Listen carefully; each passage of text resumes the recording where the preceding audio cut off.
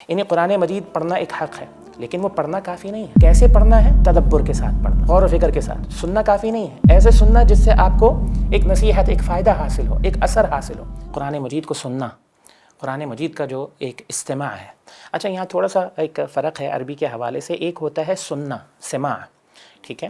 اہل علم اس کی ایک مثال دیتے ہیں۔ مثال کے طور پہ ایک مچھر یا مکھی اگر آپ کے کان کے پاس آ کر اس کی جو بنبناہٹ ہے، آپ کے کان اسے سن رہے ہیں، تو یہ ہوتا ہے سننا، کہ بس اوقات آپ کچھ ایسا سن رہے ہوتے ہیں جس کا آپ کو فائدہ حاصل ہو، جس کا آپ کو فائدہ حاصل نہ ہو، ٹھیک ہے۔ اور قرآن مجید کے لیے اللہ رب العالمین نے استماع کا لفظ استعمال کیا، یعنی قرآن مجید کو ایسے سننا کہ جس سے آپ کو فائدہ حاصل ہو، نصیحت حاصل ہو۔ ہاں، تو ایک تو قرآن مجید کا حق یہ ہے استماع، سننا۔ اس یعنی حوالے سے یہ شیخ مطلب آپ کی وضاحت یہ ہے کہ کان لگا کے دھیان کے سے سننا، جیسے ہوتا ہے نا ہمارے یہاں کہ گھر میں تلاوت لگی ہوئی ہے اور پورے گھر والے اپنی باتیں کر رہے ہیں، وہ والا ماحول نہ ہو، بلکہ اس کی طرف توجہ ہو کم از اصل کم۔ میں حق قرآن مجید کا جو ہے، میرا کہنے کا مقصد یہ تھا کہ وہ صرف یہ نہیں ہے کہ اچھا، یہاں دو حوالے سے تنبیہ کی ضرورت ہے، نصیحت کی ضرورت ہے۔ ایک تو یہ کہ بہت سارے لوگ قرآن مجید کے اس حق سے واقف نہیں ہیں، یعنی کہ میں ان کی بات کر رہا ہوں جن کا کسی نہ کسی اعتبار سے، کسی نہ کسی لحاظ سے قرآن کے ساتھ تعلق ہے، وہ قرآن پڑھتے ہیں، ٹھیک ہے، لیکن قرآن سننے کے حوالے سے اپنا جسے کہہ لیں کہ ایک تنبیہ کی، ایک نصیحت کی ضرورت ہے کہ جو قرآن سننا بھی قرآن مجید کا حق ہے۔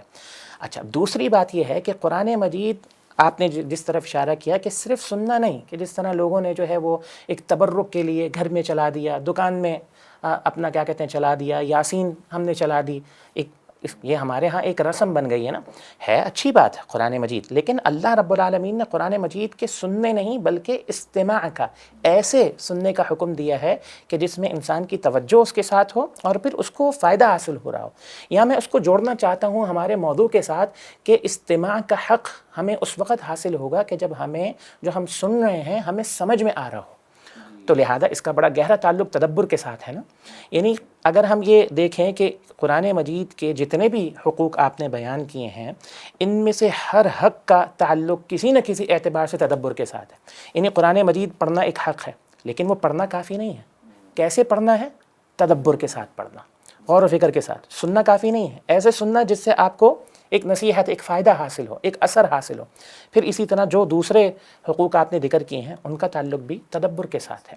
سیدنا ابوبکر صدیق رضی اللہ تعالی عنہ کا ایک واقعہ مجھے میرے اس وقت ذہن میں آ رہا ہے کہ قرآن مجید کی جب وہ تلاوت کرتے تو اپنے گھر سے تھوڑا سا باہر نکل جاتے تھے۔ وہ اس وقت کا ماحول ایسا تھا، اور آپ اپنی آواز کو تھوڑا سا بلند کر لیا کرتے تھے، حتیٰ کہ قرآن مجید کی آیات میں اور پڑھنے میں اتنی تأثیر ہے کہ مشرکین مکہ کے بچے، ان کی خواتین اور ان کے بوڑھے، وہ ارد گرد جمع ہو جاتے تھے، اور مشرکین کو یہ ڈر محسوس ہونے لگا کہ کہیں قرآن مجید کو سن کر یہ مسلمان نہ ہو جائے، ایمان نہ لے آئیں۔